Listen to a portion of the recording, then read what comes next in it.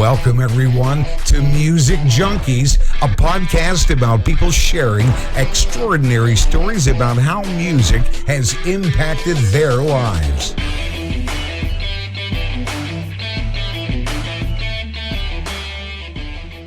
Welcome, everyone, to Music Junkies. I'm your host, Annette Smith, and today's guest, whoa, we're breaking the law, right? We have Steve. He is a police officer. I wanted him on this podcast for all of us followers can learn how to get out of tickets, how to, break the law legally. So we're gonna pick your brain on all these things. So I'm super excited that you were open to coming on the podcast, and I'm excited to see what about your playlist and kind of go through that. So welcome. Well, thanks for having me. Yeah, I'm writing a book, actually. It's called How to Get Out of Jail Free. It's going to be put in with the Monopoly game, with the game board when you buy it in the future. I love it. I love it. You must probably get asked that question all the time. Yeah, so what people normally do is they'll grab my forearm and they'll call me dear. They'll grab my forearm and say, dear, and then go on to say, my sister got a ticket, or I got a ticket, or whatever. And then I kind of shut it down at that point. As you should, right? Like it's kind of off. It's like asking for legal advice with a lawyer, right? It's like, oh, I have this person that potentially is going to jail. Do you think maybe, no, I'm a divorce lawyer. I have nothing to do with that, right? But they still continue to ask. So yeah, they do. Or another one of my favorite, Annette, is the agency that I work with, there's 20,000 members or so, and people will say, oh, I know a so-and-so who works there. Do you know Jimmy? Yes, no. I love when you're traveling and you meet people from other countries, like Mexico is a perfect example. And they're like, oh, you're from Canada. Do you know like Frank? And you're like, yeah. There's more than 10 people that live in Canada. I just want you to be aware of that. So, but I think Frank lives in an igloo, doesn't he? He totally does. He is going to be in a couple months anyways. That's for sure. No kidding. Frost on the ground already. It's kind of crazy. All right. You ready for your first song? I am ready. I gotta be honest. This isn't any kind of a pre-excuse. There's not a lot of volume on my end. I don't know if that's a me thing or that like a your end thing, but it's probably me because I'm a monkey when it comes to this stuff. But it's not very loud, and I'm getting old, so those are a bad combination. But I think I'll be okay. It's a pretty quiet room. Okay, you ready? Yeah.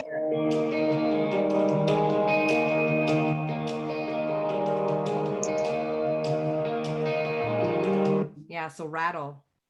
Yeah, Rattle by Elevation Worship. Yeah, I've never heard the song before. It was such a beautiful song. I was like, oh, this is awesome, going on one of my playlists. Oh, nice. Yeah. So Rattle, yeah, that's for those of you who don't know, I am a police officer now, have been for 7 years, but before that I was a pastor in church for about a dozen years. So I've got a lot of roots in faith-based kind of songs. So that's where that kind of comes from. Yeah, so how long were you a pastor for? 12 years, a dozen years, full time. Before that, it was about 3 or 4 years where I helped out with music. Just tried to help the churches out with playing different instruments. And a lot of fun. I mean, I cut my teeth on a bass guitar when I was like 11 years old. Wow, that's amazing. So I see you have a guitar. Is that a guitar back behind you, or is it a bass? That's a guitar, yeah. Yeah. So do you play guitar, bass? What else? I think I seen you like play piano, or you were playing something the other day. What were you playing? Yeah, that was today. That was my keyboard. So I bought a new seat, like a stool that I can sit on. And I was playing, and unbeknownst to me, my wife was recording. So I play keyboard, and I also play drums. So there's a few, and throughout school I played trumpet. So like wind instruments are now it's been a long time with that stuff, but primarily it's like a bass guitar, drums, and keyboard. Yeah. So were you ever in a band? Not officially, no. So like the Elevation Worship, like that song that you just played there, that's sort of a lot of what I did. So I wasn't in a band that would travel around to play like a typical band would. We had a home church, but we'd be like the quote unquote worship band. Oh, I love it. So how did you transition from where you were to a police officer? That's like a big jump. It is a big jump, but there's a lot of similarities in the jobs because you're dealing with people first and foremost. Yeah. You're also dealing with people who sometimes are, struggling with one thing or another. Obviously, I carry a few different tools with me as a police officer, and which wouldn't have worked, in the church setting. But no, and communication is a big deal too, right? Between the two, and so it is a big jump, but there are a lot of similarities. Obviously, there's a lot of those kind of apparent differences, but it's a pretty cool gig to use the skill that I feel like I've developed over the years of just being able to communicate both with one-on-one, from counseling back, and then to groups of people, whether it's like a sermon preached on a Sunday. And so, in a job, I might be speaking with one person, or I might be speaking, to a group of kids in a high school or something like that. Yeah. Have you ever, like, if you think of your career now and go back and think of your career prior, is there ever a time that you wish you had a gun and pulled it in church?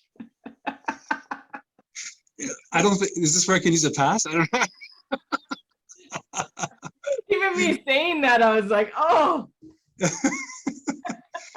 But you know what, the element of me actually doing the policing thing is from high school.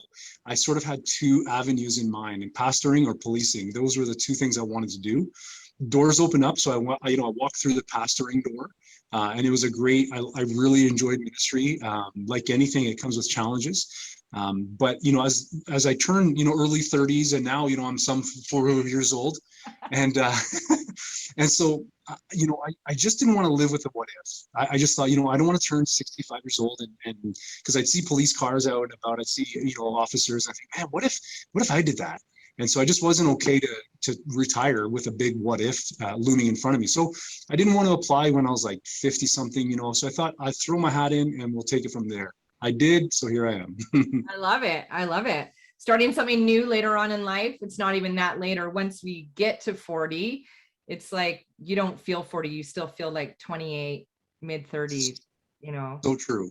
And then you go and try something new and you feel like you still have, like, I still think when I turn 50, I still feel like I'm going to have so much life left to even go and try something new again. So I love the transition. It's absolutely awesome. Right. Next song. You ready? I'm ready. The Outsiders. Need to Breathe. Outsiders. I love it. Great banjo in it. Yes. So Need to Breathe was a group that was introduced to me by a friend of mine, and he just thought I might like it, and I did. And so I saw them a couple times in concert in Toronto. And they just have that southern rock, kind of a little bit of twang, but not like My Dog's Dead. Yeah. They're also a Christian band members. I mean, they don't play Christian, quote unquote, Christian music per se, but they do talk about their faith a little bit, which is kind of cool. But their songs are just sort of like, down in the South and just about real life stuff. And I love that they have some, banjo and mandolin. And in fact, one of their songs, it slips my mind right now, but I know maybe even more than one. They had some sort of ukulele, custom made for a particular size so that it got the sound that they wanted. And so it's a cool little story. And they just kind of introduced these unique instruments that aren't maybe mainstream, but they blend it well with some, heavy guitar or whatever. Yeah, I like it. So what were you like growing up in high school? In high school, I was the kid who I wasn't part of any clique. I wasn't the jock, although I played a lot of sports. I wasn't the music guy who would sit down at the end of the hall with his guitar wearing all black and sad. I wasn't the prom king. It wasn't those things. I was a mixed guy where I literally intentionally looked for those people who I felt were a little bit of maybe like sideline, like shy and didn't fit in anywhere. And those are the people that I gravitated towards. Just be like, hey, come on over and let's hang out, and let's do homework, or let's play outside or whatever. I definitely was generally liked by my teachers, although I was pretty thick-headed. Like if I had a point where I felt like I was right and there was no textbook to say otherwise, then, good luck on getting me, change my mind. Obviously the older I got, I remember in high school, I remember thinking this life-changing truth. And that is, wow, I'm, 16, 17 years old or whatever. And I thought I knew everything when I was like 13, but now I'm 17. I don't know everything. And then I was even to the point where I thought, well, what happens when I turn like 30 or 40? Then I'm going to really realize like that there's so much more in life to learn. So I was definitely the inquisitive kid who just didn't like to cause problems for my parents. I like to have people like me, and I didn't really fit in. Not that I didn't fit in. I wasn't just exclusive to any kind of group or clique of people. Yeah. So what were your parents like? Like, what do you admire about them most? Well, my dad taught me music. So I remember when I was 11 years old, I wanted to play guitar, and my dad played guitar from whenever I can remember. So he was a smart man. So he didn't just go out and buy me a guitar. He thought, I'm going to let you use mine and see how it goes. So I learned for probably 4 to 5 months, and I started kind of getting it. Definitely had a knack for it, I guess. And then I wanted to go on to bass guitar. Now, for those of you listening who don't know, that generally speaking, the top 4 strings of a normal guitar is the same 4 strings that is on a bass guitar. So he taught me the notation and sort of the rhythm and the how to play, basically using his guitar. I mean, it was the corniest thing you'd ever imagine. That's crazy. But he was like, I'm not, listen, you've been playing, interested in guitar for a few months. I'm not buying you a bass guitar just to a few months after that, pack that in and, so I learned. So my dad, I was not well off or rich by any stretch. My parents both worked. It was like a check to check sort of, but I never went hungry. I never went without. My parents, I watched them work very hard. My dad, he would take me to music stores every Saturday morning, like early in the morning, we'd go out and just just hang out in a music shop, I was definitely a daddy's boy. My mom and I got along wonderfully too. It wasn't that I wasn't a mama's boy, but she, for me in my life, she was the disciplinary. Yeah. Like when mom was upset, look out. And so unfortunately, she actually passed away in 2013. So she was only 58 years old. She had a liver condition. It was like an alcoholic's kind of liver condition, but it's just called NASH, which is a non-alcoholic cirrhosis. Oh, wow. So, she passed away, and obviously it was devastating for me, probably one of the most difficult times I walked through. But she taught me things like how to make money stretch, save money, invest money, be money smart. And she had to. It wasn't because she, wanted to get into the stock markets and things like that. It was, we need to pay bills and we need to make sure that this, stretches to have enough. And she taught me the priorities of where to put those finances. So she taught me, some of those valuable lessons that you don't always learn in school. So yeah, they were just, they loved on me, and I thank God for them. And I definitely am a byproduct of, if anyone were to know both my parents, you can easily see, yeah, well, there's the Ron and there's the Eileen. I love it. So were they, growing up, did they have lots of faith as well? Did you go to church growing up a lot as well? Is that kind of how you got exposed to that kind of side of things? Yeah, so they I mean, from when I was born, basically, they attended church regularly. My dad was part of the band in church. He became fairly well known in the church circles, as far as musicians go. The church that we attended was a fairly large church of, 2,200 people sort of deal. Wow. In Toronto.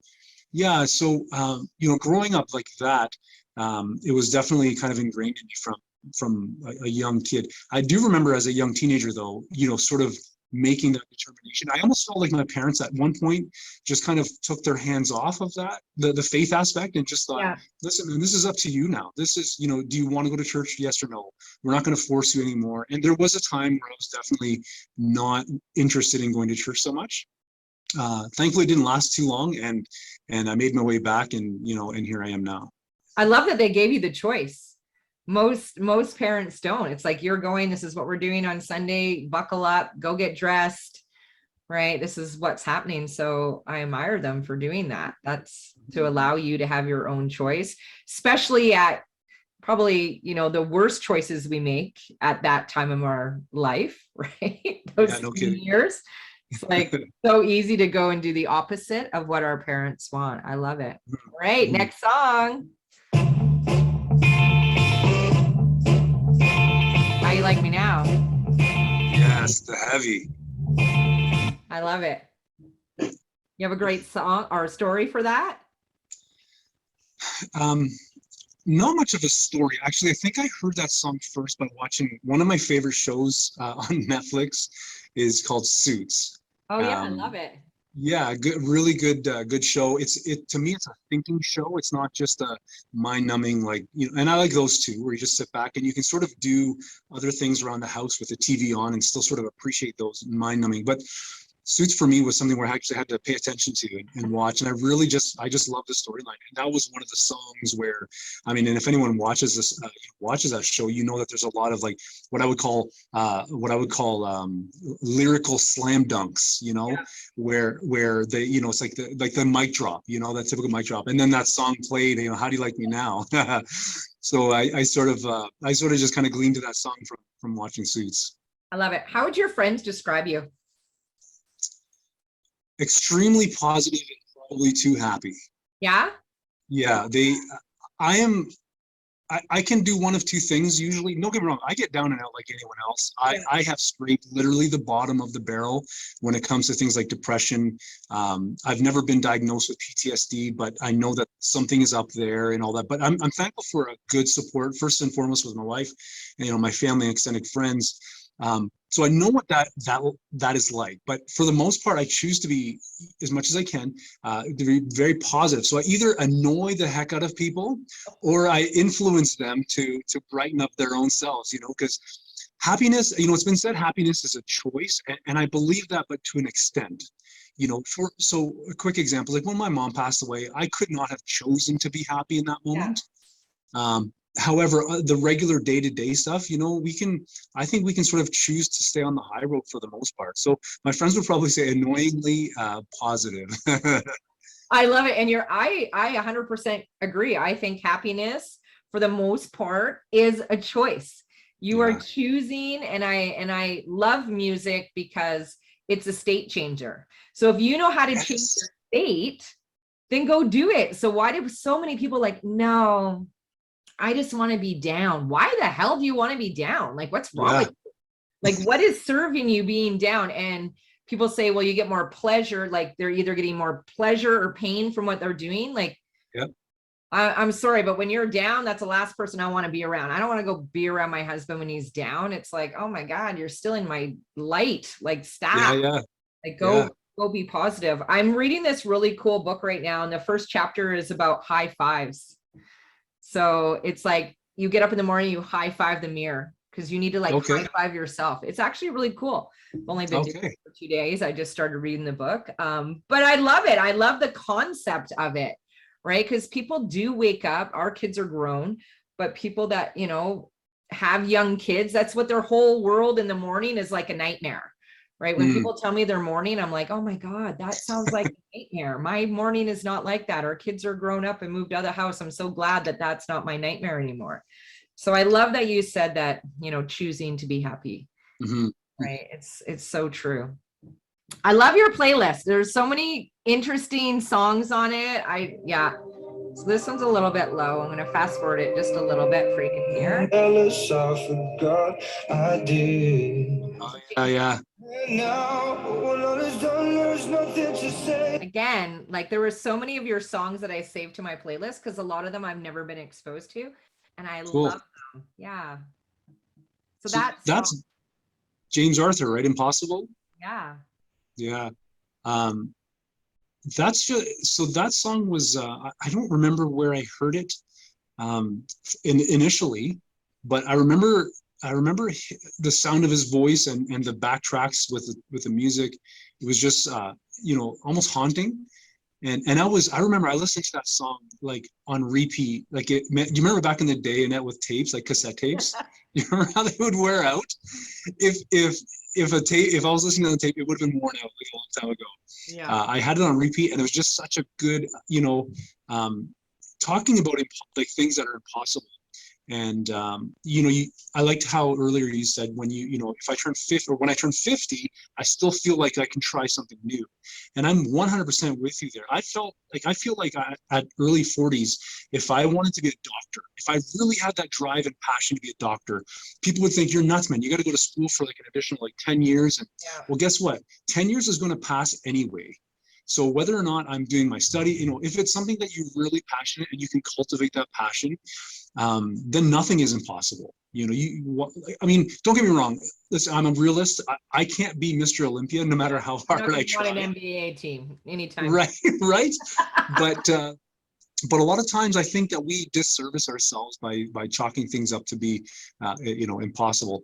And that song is just a good, when I'm not in the like the dance mode, I like to listen like melodic type of music, and that's definitely one of them. It just really chills me out. I love it. Yeah. So you're married. How long have you been married for? So I've been married for just about a year and a half. Okay. But I've been with her for going on 6 years. So yeah, we have a little one. And she is someone, I do have a previous life, and I won't get into all the mix of that here, but I do have a previous life where I was with someone else and I was married before. But things happen. People will say everything happens for a reason, and that may be true or not, but I think that a lot of things happen because of our choices or the consequences of our choice. Yeah. And so, good, the bad, the ugly, right? But one thing is for sure is that when my now wife, Melissa, and I, when we met, there was definitely a very unique kinship there.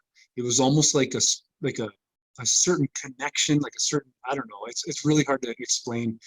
Definitely very deep, and she is by far one of my heaviest supporters. Yeah, so just love her to pieces. I'm a lucky guy. I love it. If you could describe your wife in one word, what word would you use to describe her? Encouraging. Yeah, I love that. That's great. Yeah. And so you have a little guy. How old's your little guy? No, I have a little girl. Oh, a little girl. How old's your little girl? She is 3.5, and she is completely filled with energy. And going down that doctor's route, maybe if I became a doctor, I'll see if I can bottle that up, see if I can harvest that energy and sell it, because I'd be loaded. But she's an amazing person. I just love the little person that she is and is becoming. What is one thing that your daughter has taught you so far, 3 years in? Oh, shoot. Annette, that's a good question. I think what I would say to that is perspective. Don't lose sight of the big picture because of the little thing that happened. Because she has an incredible memory, and I'm not like That's Dad Jones over here. Like, right? She has this weird memory, and she's incredibly intelligent. And she will know when I'm upset about something, and whenever that thing passes, and then I'll start laughing and playing around with her, she will remember that I was just upset a while ago, and she'll say, "See, Daddy, you're happy now. You should stay happy," like that sort of thing. And it's just pretty amazing. So perspective, yeah. Don't lose sight of the big picture for the little thing that happened. I love it. What is one thing that she did that you were like, "Are you for real? This is what you're doing right now. This is your choices right now." I think it's the way that she befriends people. So she just went, hot off the press. She just went yesterday to a first like gymnastics tumbling like little thing, Yeah. I thought it was like, I get to go there and like throw kids around, make them tumble, but they're like, no, don't do that. So anyways, but watching her from like the balcony sort of thing, where we're completely like, she didn't know we were there. Just watching how she befriends people, and how she reminded me of me a little bit, like when I explained to her, in high school, going after that kid who just is sort of like outside of the group. That was her. She would just run over and hug them, and then bring them back. So that's pretty amazing. I love that. Was there a foam pit there? No, there wasn't, but there was like a bouncy floor, not quite trampoline, but bouncy floor. But yeah, foam pit would have been awesome. It's been I went into a foam pit. There's like what is it, like the crazy squirrel or something like that. I have not been in a foam pit for a long time, probably since I was like 8. Okay. And I got in this thing and I could not get out of this foam pit. And I'm short. I was like, the foam was coming over top of me. I was like, time I got out of there, I was sweating, like I was drenched. They actually had this massive fan in front of the foam pit. I understand why, because you are working your butt off to try to get out of this goddamn foam pit. And that is hilarious. Like, woo, just like crazy. I thought I was dying in there. I was afraid for my life that I was going to die in the foam pit. I'm picturing you with like a sorts, you know, you're under the foam with some breathing apparatus. It was awful. It was awful. All right, these guys again. Thanks. Oh yes. I love it. I love it. Need to Breathe, right? Banks. Yeah, this song. So I talked about Melissa being an encourager, and this song, this is one of their. It's a little bit more of a newer tune, but the lyric says, "I want to hold you close, but I don't want to hold you back, just like the banks of a river." And I'm like, shoot, that spoke to my, the depth of my soul. I was like, I want to hold you close, but I don't ever want to hold you back. Because in relationships, people can hold others back. Sometimes it's like with malice and intention, but other times it's just, I just want to be with her. I just want to be with him. Yeah. And you almost forsake everything and everyone else to be that person or to be with that person. And that's inherently, that's a good thing. You want to be with someone, cool. But I kind of took it to the point of, I want to be close to you, but I don't want to hold you back. I want you to go and grow like you're going to. I want you to go after the things that you're passionate about. And this song, for me, when I listen to it, I hear like Melissa, saying it to me. Like, I want to hold you close. I don't want to hold you back, just like the banks of a river. Yeah. What is one thing when and you see this kind of on movies, so I don't know if it's real or not, but with your line of work, does Melissa ever say anything to you when you go to work? Does she ever say anything to me? Yeah, like you're leaving out the door. Obviously, you serve and protect. Does she make sure that she gives you a hug before you leave? Do you make sure that, she says, I love you, or gives you a kiss? Is there some kind of thing that she wants to make sure before you leave the house that she is doing, or that you've even been aware of? Yeah, but that's completely inappropriate for this time. Wow, what an amazing wife. No, actually, maybe you don't know, and maybe your listeners don't, but she's a police officer also. Oh, wow. Yeah. So, but we definitely make sure that we say, that, we give our love and all that. And of course, we don't like to say goodbye. It's to me, I do like to say, see you later. And then of course, stay safe on shift. But yeah, because she does the same job I do, there's definitely, there's a benefit there of just understanding, we just kind of get it. But it comes at us challenges too, because I can like, and there's been times where, and we do work in the same division. Oh, okay. But we work on different watches, so we don't work together. But there are times where there's like a little bit of overlap. So, I might hear on the radio where she's attending a call for something potentially dangerous, or I'm going, like that sort of thing. And there's definitely that sense of like, extra nervousness. Yeah, you want to go there. Do you ever just go there, or can you go there? Oh, I can, and I have. Yeah, normally it's very like in our this is our third post together. So in the other posts that we've been at, there's definitely been we work together more. So we would just go to calls together. Obviously it's super professional, right? Like we're adults and all that. But and I understand why they don't, they wouldn't want couples inherently working together as a practice, because if I may give more attention or whatever to her. I mean, that's just a natural thing. I'd like to say that I'm RoboCop, and no, I wouldn't. I would treat everyone equal. But if it's, if it's her and someone else, I'm probably going to gravitate towards her. Yeah, for sure. Yeah. So we have that common language, and we work together like actually on calls, but we work in the office together. But for the most part, there's just a good understanding of each other's roles, and I let her be her, and she lets me be me. And sometimes our paths cross at work, and sometimes they don't. But definitely a bigger asset than, like, it's hard, right? Because you have a spouse who does one thing, and if the other spouse doesn't really know much about it, especially like in this line of work, it can create a lot of issues, and you don't want to unload like you know, spouse A is a police officer, spouse B is not. Well, spouse A probably doesn't want to unload everything that he or she has done and seen during that shift to their spouse, because it can cause, cause issues. So and your stories are always going to be better, right? If I stayed home and watched the kids and you're a police officer and you come home and tell me your day and you're like, oh, I shot this guy and I arrested this drug dealer and I saved a baby from a burning building, and what did you do today? And you're like, oh, I folded some laundry. That was super exciting. Our little girl freaked out today, so that was fun. We were in a grocery store and everybody stared at me. Oh yeah. You know what I mean? So no, that's actually a really good point. I hadn't actually thought about that before, but that's an excellent point. Yeah, for sure. Yeah, and now you guys can compare stories. Like, do you ever do that? Sit down with a bottle of wine and be like, okay, you go first because I got a good one for you today. Yeah, we do that. Different calls that we.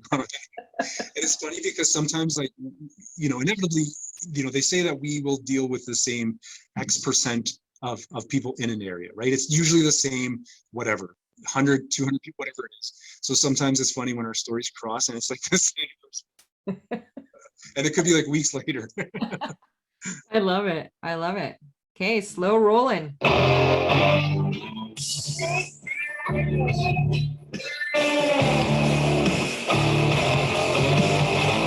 What a great song. Yeah, so as you can tell, that has that southern rock. These guys are Cadillac 3. They're a little bit more edgy, I think, than Need to Breathe. There's a little more distortion on their guitars. They seem a little bit grungier. I've never seen them in person yet. I would like to one day. I have nothing really special about them other than I think somewhere I feel like maybe some streaming whatever said, how they'll have suggestions. Hey, you like so and so you might like this band. Yeah. I think it may have come across like that. And I just kind of clicked on it, and now they've become definitely one of my favorite. Those guys are what I consider great traveling music. Yeah. What is one of your favorite concerts you've ever been to? Do you have a favorite concert? Oh, that's a good one. I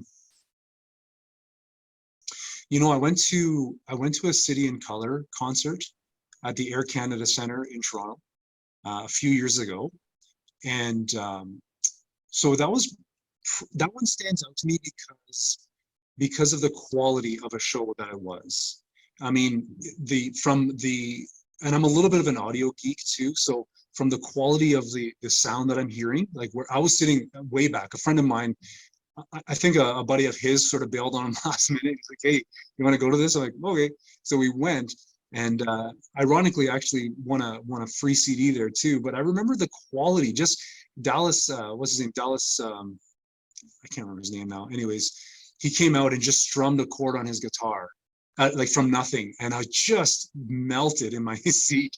And that stands out to me because, I mean, such a huge venue.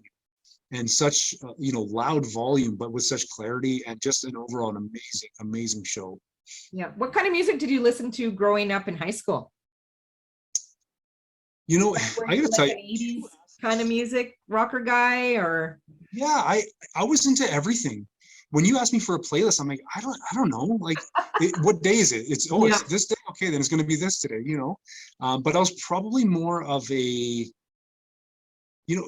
I think in high school, it's probably more like a lot of that worship music, a lot of that contemporary, church style music is what I listen to the most, mostly because it's what I was playing too. Yeah. I can't sleep listening to music because I'm so. Because I'll sing the song in my head and I'll never go to sleep. Yeah, I'm thinking of the chord progressions. I'm thinking of how did that guitar guy do that? So yeah, but it was a really big mix mosh of stuff, and I mean, it went from contemporary worship stuff all the way to, I think I jokingly sent you a message that said Shaggy, and that's the truth. I love it. If you could be any lead singer growing up, like who is your idol, either a guitar player or a lead singer that you're like, oh my God, this guy is amazing. I want to be him for a day. John Mayer. Yeah, no way. Yeah, John Mayer. Is it the curls or? I think it was more of his earlier stuff, like probably 10-ish, 12 years ago stuff, Slow Dancing in a Burning Room and Gravity, things like that. The things that guy did and can do on a guitar was just unbelievable. He's the kind of guy that inspires you and discourages you all at the same time. I Because you love think, I want to do that. And then you try it and you realize you suck and you can never do that. it. Does your daughter want to play around when you're playing music? Like, does she want to kind of play on the keyboard with you? Do you kind of start to encourage that a little bit? Do you guys always have music around? Like, is she exposed to lots of music? Yeah, so there's always music playing. And when I play, when I play anything, she wants to play the thing that I'm playing. We bought her a little ukulele, a little while ago, so she can sort of plink around on that. And but she's definitely, she will stop any toys that she's playing with, anything that she's doing, just to, if I start playing live music, she'll come over and want to play. Oh, I love that. That's awesome. All right, next song, Motivated. Oh, I'm getting a... Been doing this a long time. I mean, over half my life. Oh, it's awesome for me to be able to put out music that people will actually hear, especially when you put this much time into something that I like the beginning, right? He's just kind of expressing how he's feeling. And I appreciate that about artists. Sometimes I wish that they spoke a little bit more like that, or more humble or vulnerable when they were doing their music. Yeah, because they're just a person at that point, right? They're not so much the artist, they're just like a person. Yeah.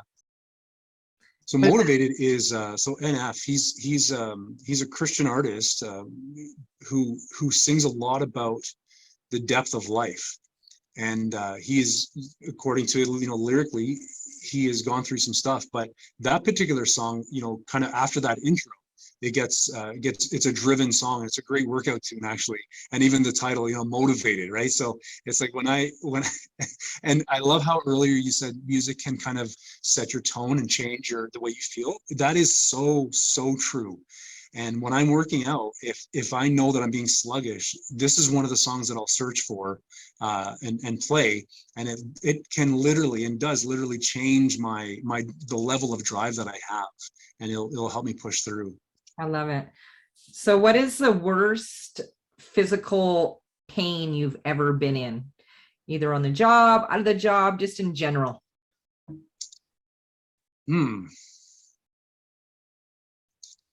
Okay, so a few years ago, I went to close a steel door, and I wasn't watching. I didn't see how close the door was to being closed, and I wasn't grabbing onto the handle like normal people. I was grabbing onto the door, like the edge of it itself. And my left hand, my middle finger got slammed in the door, and it hurt like I have never felt pain in my life. I instantly, like breaking out in sweats. I thought I was going to pass out. Literally, I had to sit down, all because of the tip of my finger, and it hurt so bad. In that, I'll tell you, this was a Sunday morning. Sunday afternoon, I spoke with a nurse friend of mine, and I don't want to say that I'm the guy that doesn't like to go to the hospital. Like, I'm not super stubborn, but unless it's broke, I don't go to the hospital, But I had to call her, and I said, listen, I hurt my finger so bad, and now there's this huge blood underneath my nail, and it was just so tender. And being a musician, and I was pretty heavy into music at that time, my middle finger on my left hand was very important. And I remember she heated up a paper clip. She undid the paper clip, got it red hot, and then burned through the top of my nail to release the pressure of the blood that had pooled up underneath, and instantly the blood went squirting out, like probably 1.5 meters, like 3, 4, 5 feet in the air. But instantly my finger felt like way better. But between Sunday morning and Sunday afternoon, until she did that, like the man cold, that whole man, they kind of come, that was me. To everyone who would listen, and it was my middle fingers. I had to show them, of course, right? Oh my God, that's crazy. I don't like that at all. No, not a good time. If you could have 3 wishes, what would be 3 wishes that you would wish for? That I'd have 1 million more wishes. I think I would wish for, if I don't have regrets in life. I wouldn't say that I have many regrets, but if I can go back in time and explore more options, explore more things like to do, because I realize that it's the experiences that we live that are more important than the things that we might buy. Yeah. And so I think going, if you can go back in time, I would do that and make, just explore more things in life. Another wish probably would be, I really enjoy the job that I do. And I think that, again, with time, I don't feel like I'm an old guy in the job, because I think age is, a lot of it is just in your mind. However, I do talk to friends who went to the training academy when they were like, 20, 22 years old, and they're my age now, and they basically are ready to retire. And I couldn't imagine being like with full pension stuff, couldn't imagine that. So I think to go back in time, maybe I really enjoyed ministry, and I'm glad I did that. But if there was a one way, hey, if we're wishing, I can do anything. So if there's one way I can kind of get through both of those things, it would be that. And then, as corny as it sounds, I just, my wish for my little girl to, the world is a very scary place right now. And there's a lot of unknowns. There's a lot of things that I shake. Like my headache will sometimes come as a result of shaking my head in disbelief. And I really do wish and hope and pray that my daughter will have a good experience in her life, because quite frankly, if it continues down the trajectory that I sort of may forecast, it's going to be a scary place. Yeah, I agree. And I look at our kids, they're 26 and 24. And my son is, talking about having a baby. And as much as I would love that, I'm telling him just to wait. I want you to wait. And it's not because I don't think you're old enough. It's because this world that we live in right now is so unpredictable. And I couldn't imagine, yourself and all those people that have, young kids to not go outside and play with people and just be secluded from the world. It's sad. And and you're right. I want them to live the life, right? I want them to live the life. Okay. So I'm going to mix it up a little bit, throw some Metallica in there. Yes. Understand, man. Yes. I love it. Why do you love Metallica? I do. I like a few of their songs. I wouldn't call myself like a hardcore fan, although Netflix does have a good documentary on Metallica, just about their life and their band growing ups and all that. Yeah. So when I was young, my parents wouldn't allow me to listen to someone like Metallica or Guns N' Roses or Def Leppard. It was rock music. It was of the devil, Yeah. And so I remember when my mom would be turning over her grave right now, but I remember when I was a young teenager, hiding and sneaking and listening to these tunes, because they're so good. And then of course, as I got older, I realized that that's just silliness. So again, just super talent. That song is is another good workout tune. It just kind of has that drive and that push to go. So yeah, back when I was a kid, that was a no. So I don't know, maybe there's a little bit of a, let the dog out of the cage and let him roam. Yeah, I love it. So I want to play a little game about your job. So I'm going to ask you a bunch of questions just to see if what's true and what's not true out there in the world that we live in. And again, if they're too much, you just let me know. So okay. What is one of the most favorite thing about your career, being a police officer? What's the one thing that you love about it? Well, I don't know if this is an exact direct answer to the question, but I would say the opportunities to not just progress in like my career as in a ranking platform, go on to the next rank and the next rank, but the different avenues and just the branches that like you can get into, from in-depth financial, like millions of dollars, like of crime stuff that happens, international and national security, to major crimes, those types of investigations, a school liaison officer. There's just so many different avenues that's probably my favorite thing. Is just the world is your oyster, as they say, the career. If you want to put in the work and you want to go after things, there's really not much you can't do. Yeah. So when you're going through all the testing, is it true that there is a big psychological test that's done on you to see if you would be fit for a police officer, or is that just something that people make up?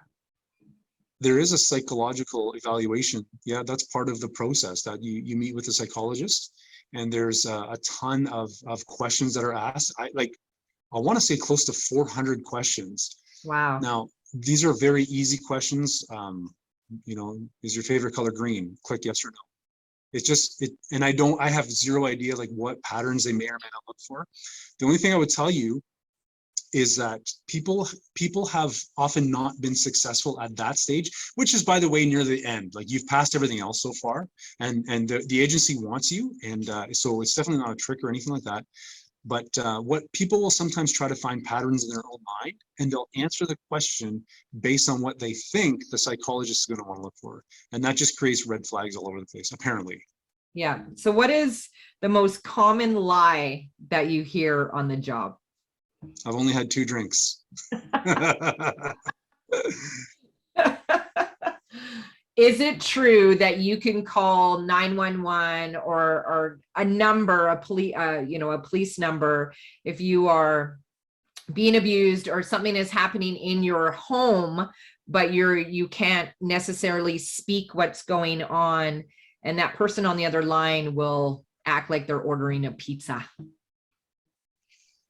So I'm assuming you mean you can't speak on the phone because maybe there's danger around, like that sort of thing, or ears that you don't want them to hear what you're saying. Basically, what our instruction is to everyone, the public, is if that is an emergency situation, you're at home or wherever, is to call 911 and leave the phone down. Just try to leave it like on.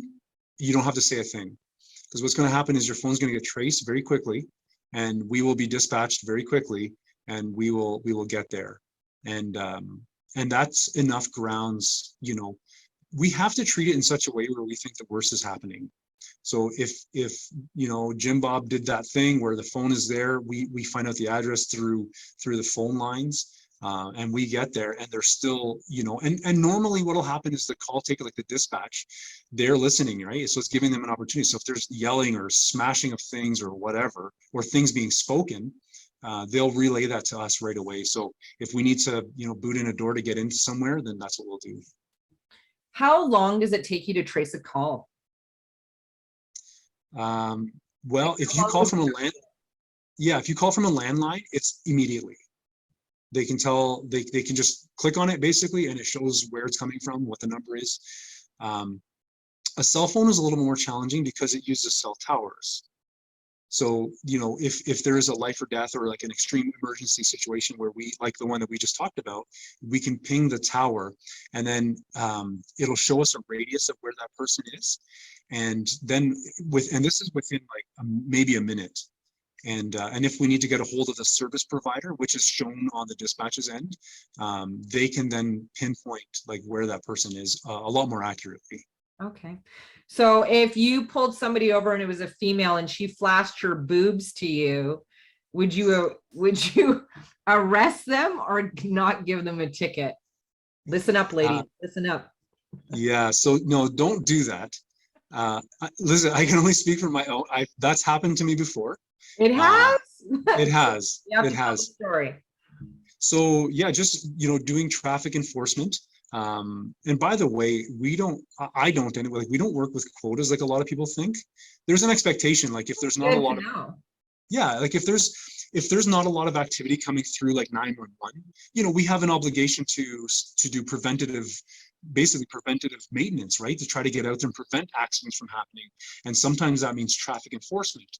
So if you're speeding, it's not because we have nothing better to do. It's not because you're driving a red car, so I want to go. No, we have tools that show us how fast you're going. And we also have a lot of experiences. We drive so much that I can tell when someone's just simply going too fast. So the story is, I was between calls and running a little bit of traffic. And sure enough, I pulled this person over, and I walked up to them. And I right away, I tell people, hey, I pulled you over because this. And she had one of those, I think it's a tube top, and so she didn't actually pull it up, she pulled it down, you know what I mean? And she's like, are you sure, officer? And she pulled her shirt down, and listen, lady, and I didn't say this, but this is what I was thinking. If I wasn't sure before, I am 100% sure now. And she did get a ticket. I mean, it's just, think about how most of, I can't speak for everyone, right? Listen, there may be some people, but for me and a lot of people that I know, that, how do I leave now and not give you a ticket? Like, what does that say about me, right? So it's happened, but ladies, if you're listening, don't do it. It's not going to get you anywhere. I love it. I love it. Thanks for sharing. Okay, we're down to your last song. Even though you have a few left on here, I usually kind of do about 10 songs. Okay. I don't know if there's a favorite one you want me to end on that we haven't played. Is there? Or do you want me just to pick? No, you can just go ahead and pick. They're all pretty much my favorite. I'm going to do some John Mayer. Oh, yeah. See? Right. Very talented artist. You love him, and you talked about this song. So I think it makes sense. Yeah. John. So the guitar that's hanging up behind me is actually a John Mayer signature Fender Strat. No way. And it's basically designed by him with the pickups and all that. And if you don't like John Mayer, then you probably won't like the guitar, but whatever. Yeah, he's just a super talented guy. When I would even play music in church, like I know U2 wasn't a band on my list, I don't think, but U2 is a band that I thoroughly enjoy a lot of their songs.